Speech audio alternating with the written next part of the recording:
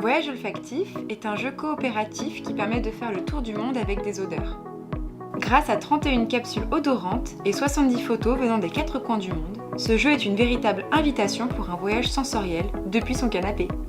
Chaque joueur devra utiliser des odeurs pour faire deviner sa photo de voyage en essayant de transmettre les évocations que ça lui inspire. Par exemple, une odeur d'épices comme celle de la cannelle ou du curry peut aussi bien évoquer un plat qu'un lieu ou un marché. Après avoir assemblé le plateau et placé 12 photos autour, les joueurs devront chacun piocher une carte numéro.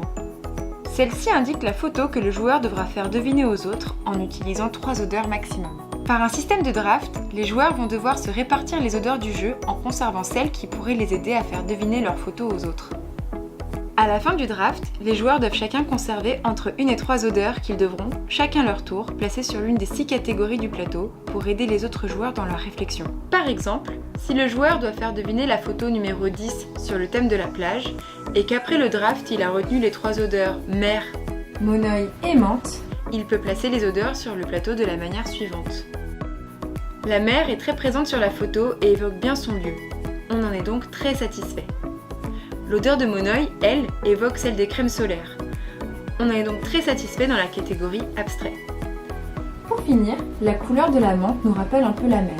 Elle nous satisfait donc dans la catégorie couleur. Une fois que les odeurs auront été placées sur le plateau, les joueurs pourront, à tour de rôle, les sentir et échanger pour en déduire la photo en jeu. Après avoir débattu, les joueurs ont bien deviné qu'il s'agissait de la photo 10 sur la plage. L'association d'idées a bien fonctionné à l'échelle du groupe cette fois-ci. Les joueurs remportent tous ensemble la partie lorsqu'ils ont découvert 10 cartes. A l'inverse, si les joueurs se trompent sur une photo, un jeton de pénalité est retourné. Au bout du 3e, la partie est malheureusement terminée. Ce jeu offre donc un moment riche en échange et en stimulation sensorielle. On espère que vous aussi vous serez séduits par cette mécanique unique.